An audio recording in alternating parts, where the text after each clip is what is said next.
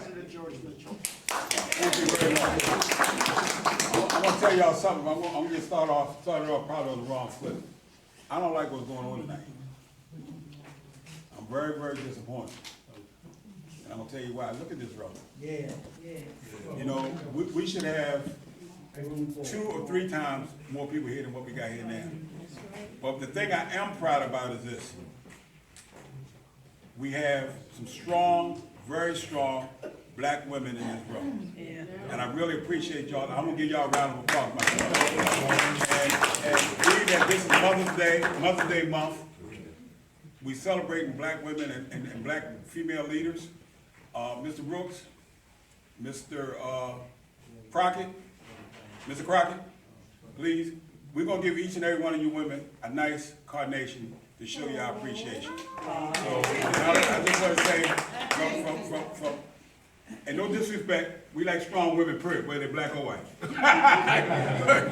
But I just want to say to y'all that we are, when I say we are, men are what y'all make us. You know, and I got to say, anybody knew my mother, knew what kind of person she was. And the only reason why I never messed with drugs, I never smoked reefer and all that kind of stuff was because of this lady named Earlise Mitchell. So I want to thank y'all. Y'all got sons, you got daughters. Let's keep doing what you're doing, and I want to give y'all enough. Guys, let's give them a round of applause.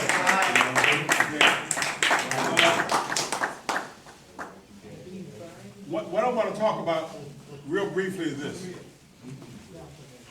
As someone said earlier, we have all the things we need to have right here in this room. We don't have a lot of people, but we got a lot of good minds, we got a lot of strong people. And we have Senator Gladden, Ms. Middleton, everybody got here and said something that I can reflect on about what we should be doing. We need to protect our own. Amen. You know, people talk about Park Heights, they talk about Northwest Baltimore, they talk about Baltimore City, they even talk about the state of Maryland. They even talk about, we're going to take the preachers away from in there. But you know what, doing all this stuff that was going on with the rioting and the killing, guess where the least killings were, the least shootings were? Park Heights. Park Heights. I grew up in Park Heights. I grew up on, lived on 2651 Lowland Southway. Then we moved to Forest Park. Then we moved back to Park Heights. I went to Pimlico Junior High, and I went across town to Burville, and I went to Morgan State. My mother was your teacher. Yes, right. And now I'm talking, Lisa Gladden's mother was my 8th grade teacher. And who would have known that I would end up being her daughter later on? So that's how things go in your life. But the point of the matter is that, folks, we have got to protect our own. We do.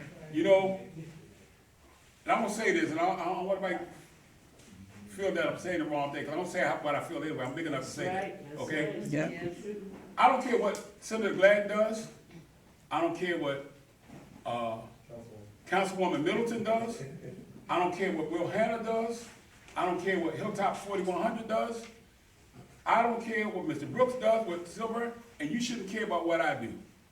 But as long as we're trying to do the right thing, we have got to protect each other.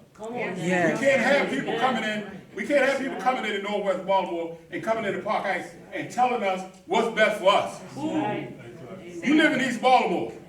You live in Annapolis.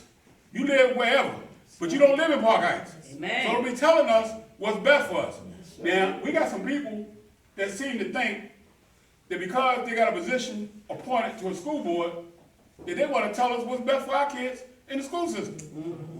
You know about Langstons Hughes, and we've been fighting it forever.